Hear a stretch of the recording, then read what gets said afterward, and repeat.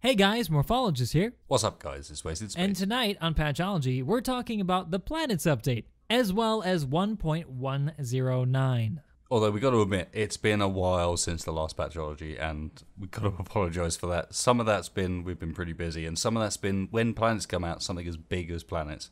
You kind of got to sit back and make sure you've taken it all in before you start talking about it, because we wanted to not come with like that first impression sort of approach, but rather actually get our hands on a bit before we started talking about what planets are about. Indeed, and I really want to say that if we'd have had a Patchology immediately, we would have only been able to hype it and not really experience it. And I hate to say that Patchology has become Apolloology, but it's not. I mean, I think we've got a lot to say here. So let's start off by just iterating that this is the first release of planets. And everything that we're about to say, well, most of it is likely to change in the coming patches, either this month or next month, or maybe even sooner.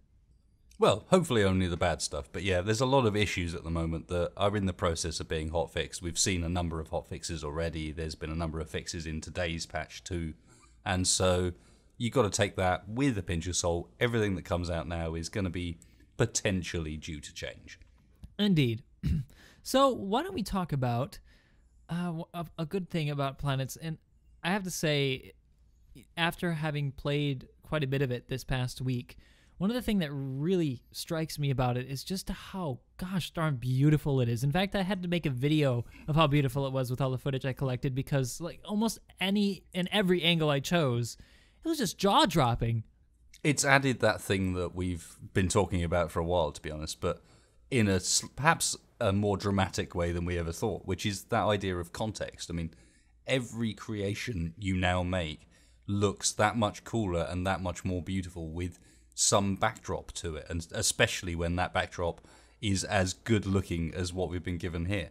Now, it might have its flaws elsewhere, but as far as the appearance of planets is concerned and what it does for how your creations actually look and how rewarding they feel when you put them together, it's pretty impressive. Yeah, and you get a sense of scale of what you've created too, because it's hard to really imagine how big space is because it's infinite and you really don't have anything else to stack it up against. Maybe an asteroid or another large ship, but with planets, you really get an idea of just how small we actually are. Yeah, it's that infinite black space with the dot in it that's an asteroid and you, and it trying to judge and get some sort of context over that, and I hate to use the word again, but that is the big gist of this, is difficult, and it makes things feel very just sort of like you would copy and paste some clip art over the top of a random image, you know. It feels kind of false. It's been inserted over the top of something.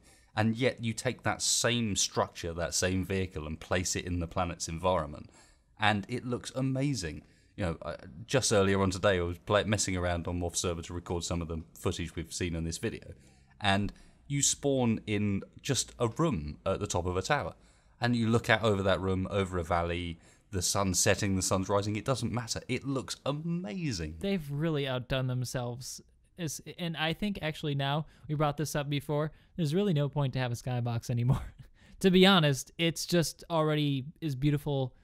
It's beautiful enough as it is. And I also want to say, though, we've been talking about being on planets. I think being off planets is also more powerful because you have a place marker, something where you could say, okay, I know how far or close I am, or like the distance I've traveled, how far I have yet to go. My goal is that planet and I'm at this planet. You've got a sense of placeness. We don't have maps yet. It gives you something fixed and notable to relate to, rather than just individual asteroids that are all, to be honest, they look much the same. They're about the same sort of size.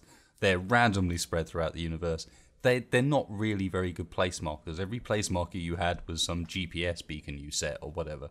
Whereas now, the bit that gives you context to the universe is some massive, really cool-looking planet that, as you say, I mean, even from a long way away, these planets look really cool. And let's add here, and I wasn't planning on saying this because it's a big package to look into, that now we have reasons for AI to do certain things like going back and forth between planets with shipments, and then you can intercept them as is a pirate, or you can do the trade yourself.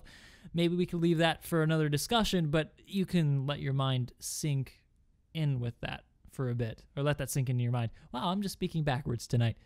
Anyway, it's planets are all well and good, but not all of us have been having the greatest of times with them. Yeah, there's an important caveat to add on top, that performance with planets at the moment is troublesome for a lot of people. If you're running sort of an average computer or an entry-level computer at the moment, you're running some older hardware, you will really struggle to run planets. And planets do not work with DirectX 9 at all, which, you know, DirectX 9 is a pretty old API. It is not something that has been sort of a difficulty for cards for a very long time. But you've still got to show some respect to the fact that right now, you need a pretty decent PC to get the most out of planets. The smooth footage you see here comes from a really nice computer behind it, rather than because Space Engine is very well optimized. Now, obviously, you've got to refer back to that first iteration thing, but it also definitely has to be mentioned. People are struggling. Indeed, and it's not only you, but I also have a decently good computer.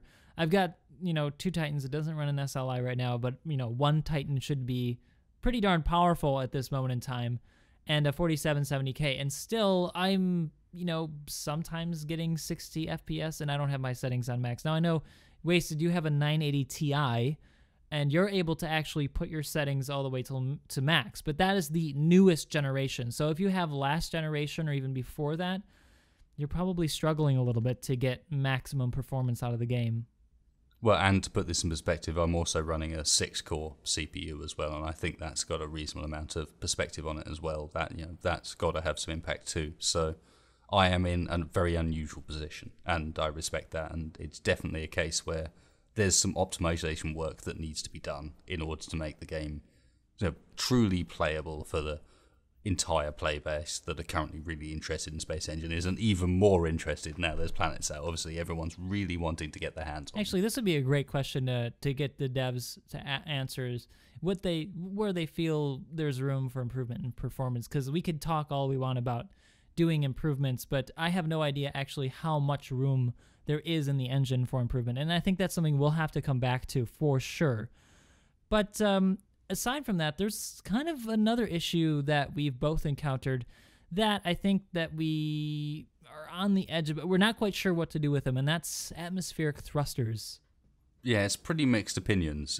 I'm not sure if it's an issue or if it's just, I'm not sure what it is really, but it's just the idea that atmospheric thrusters at the moment are very powerful, and they are not too difficult to build. You're given some to begin with on your atmospheric lander, so you have the components right off the bat.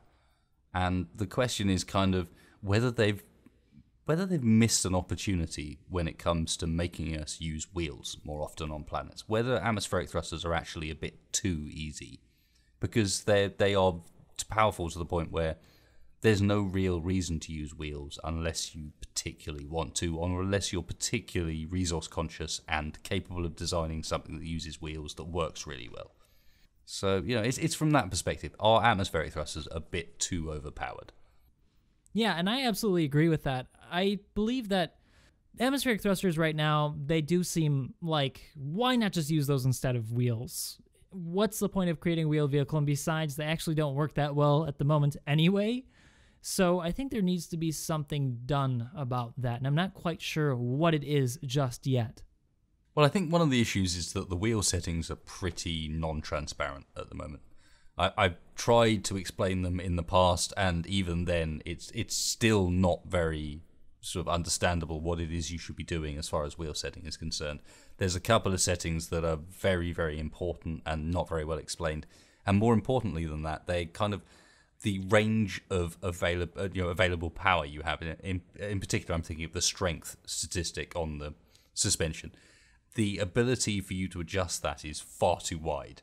I mean, most of the time I'm using something like 4% or 6% or something like that, and that's more than enough. So why do I have 100% available? And it kind of leads, especially new players, towards, you'd imagine the first thing they do is whack that up to 100%, and I can promise you, if you go and whack everything on the wheel settings up to 100%, you're going to create a vehicle that explodes more than anything else. And I can attest to that. Yes. they're very difficult to deal with. You've got to pretty much adjust them in increments to get it to the setting that's going to be capable of holding it on the ground. And even beyond that, once you do set that up, tipping over your vehicle also becomes an issue. So I just think it's not very intuitive Yes. in the grand scheme of things. You know, you look at those bars and you would imagine the percentages you need to be far greater than the ones you actually need. So, and in particular, the vehicles start off with default settings that are really weird as well. The fact that you start off with 0 strength on the suspension, which makes all your suspension sag. If you don't change that, your suspension just will not work. So I think there's some balancing that needs to change there, both to encourage people to use wheels and also maybe make atmospheric thrusters a bit more difficult to get your hands on early game. And I think my suggestion to that would be, because I think it's important we provide some suggestions as well, is rather than kind of ladle it with high rarity resources, so make it require platinum or something crazy like that.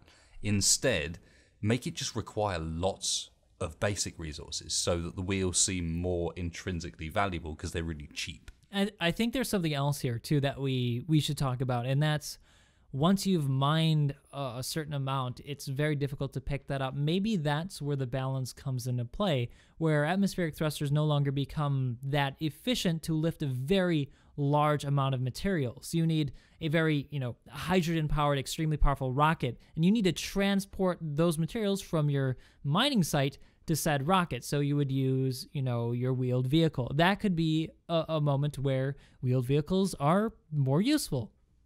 I think even then there is an intrinsic playability that's missing, because in order to do that, you would probably end up having to adjust the suspension settings on your wheel as you go. Because to begin with, your craft weighs very little, and by the end of it, it weighs a huge amount. So just generally, I think perhaps the balance has shifted a little bit too much still in favor of something that requires you to fly and runs off atmospheric rather than something that uses wheels. It's just an element of the game where they're there and we really love using them. Why not make more of it? Indeed. Now, aside from atmospheric thrusters, there has been a lot of issues about finding ore on planets. Yeah, finding ore's a bit of a funny one at the moment. It's kind of the way the tiered system has played out means that it seems to be pretty RNG based, whether or not you're going to end up successful. And we're talking about very much survival geared stuff here, obviously. But survival is a big part of Space Engineers, and at the moment is very, very good fun because planets have given us the context we talked about earlier. But the end result is there's some specific textures used to indicate whether or not a place is good to mine for ore, and it is very difficult to spot those textures in certain environments, especially if you're in the mountains, it's green. They're very hard to see. And so there's this question of, has the balance been reached there as well? You can be very unlucky if you spawn in your lander and you end up in an unfortunate place, then you're pretty much screwed. Whereas if you spawn in and you're in a really good place, then you've got a good start. And in particular ice caps, you'll see the ore areas really easily, and then you'll end up in a sort of forested area and they'll be really hard to see. And yeah, it's going to be so difficult walking around on the ground trying to find those different textures. So there's another thing that's been bugging a lot of us, and I don't mean that as a pun. It's the MP code, or the multiplayer code. Yeah, it's kind of a lot of people don't understand at the moment, and I think it could be made more clear, is that we do actually have the new iteration of multiplayer code already implemented to some extent. So the main issue at the moment is people noticing things sinking out and not lining up properly, and just generally people will be moving around kind of weird in multiplayer environments a lot of the time.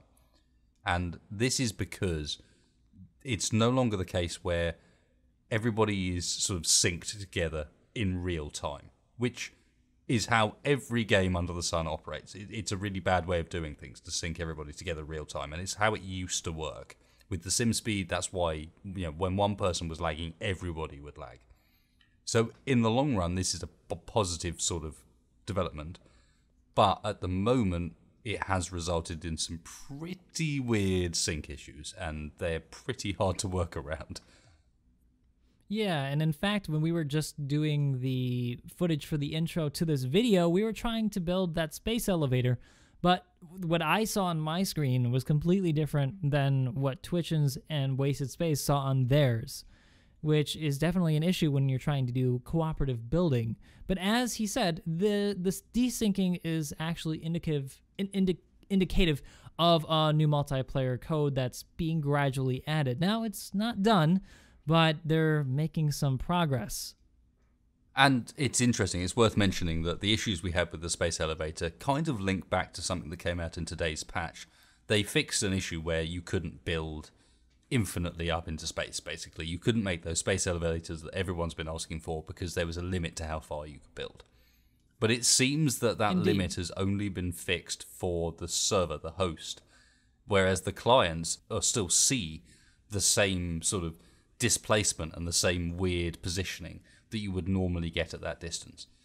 But still, it's nice to see them fix that sort of thing, and in general, the MP code is obviously getting better. The fact that we see this new iteration is getting better, but more importantly, we've also had a hint recently on my stream. Again, we had some developers on giving away the odd bit and bob, and one of the things they mentioned was that the sort of fully fleshed out, up-to-date MP code was going to be a lot sooner than we expected. And I am super, super excited for that, because Planets with MP is already very, very good fun, but it's only going to get better once everything syncs up and really runs really nicely. Yeah, we talked about this a while ago, too, before Planets even came out. We asked Keen some questions regarding, the time frame for Planets and multiplayer code, and the gist of it was that they actually changed it around where they wanted to do multiplayer code first and then release Planets. Well, it didn't happen that way. They were so bogged down with Planets that they just couldn't get the multiplayer code fixed. So it seems that they got pretty far, but they didn't get it finished. And I hate to say it, but that's the biggest thing right now, at least for me, that is an issue in Space Engineers, is that the multiplayer code, although is better, is still not good enough to have large multiplayer survival servers or even just creative worlds, which I think is what this game really wants. Definitely. It would thrive off some solid multiplayer background. I mean, everything that is good about Space Engineers is made better when you can introduce more players into it and the scenarios can grow. But I would say at the same time that I think the reason Planets came first rather than MP code, which I think they wanted to get first, was simply because they knowingly now made a mistake. The mistake was to announce Planets and start hyping it up too early. And so at this point, we are looking at a release of Planets that is probably a bit earlier than they ever wanted us to see. But because everyone was so excited about it and so hyped about it, and to be honest, to some extent, so negative about the fact that it hadn't been released yet, they felt the need to finally put out something that we could play. And to be honest, what they have put out is pretty damn amazing. They've certainly exceeded the expectations of me and everybody I've spoken to, but you look at it now, and Space Engineers now offers a Planet experience that, while they might be a bit smaller than other games, they look 10 times as good as anything else I've seen, really. So in that respect, kudos to them, and it is certainly the case that I have some decent faith that once we do get that updated multiplayer codes, this is going to be an awesome game. Imagine that on Planets. Whatever you want to do with it, I can think of all sorts of scenarios that would be awesome, but that sort of shit.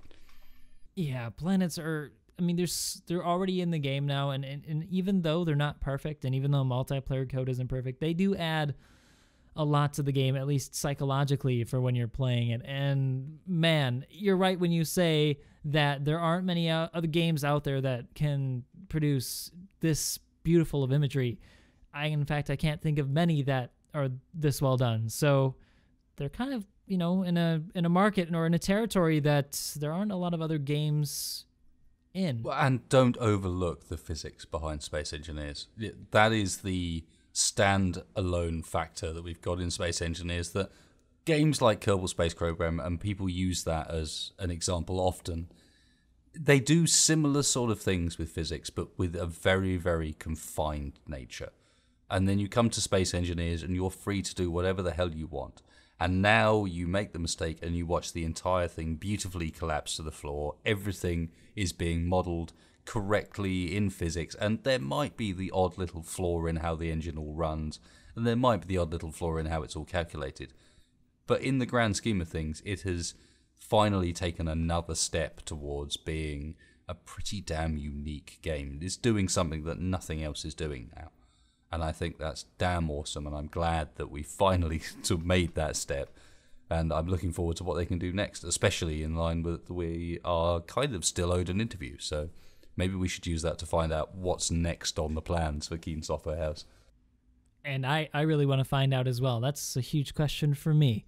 Well, I think that's it, guys. Thank you again for joining us for tonight's Patchology. And one more thing. We asked you before what you were excited about, what you wanted to see and build when you got on planets. So what, did you build it? And if you did, let's see some pictures. Yeah, man. Let's have a look at those crazy contraptions that you guys have come up with since Planets have come out. I know some of you haven't had the chance to run it, which is unfortunate, and I really hope they get that sorted soon. But for those guys that have, yeah, as Morph said, did you achieve that dream? Did that crazy contraption you first imagined actually come to fruition? And let's have a look at it. All right, guys. I'll see you next time. Yep, thanks a lot for watching, guys. Catch you next time.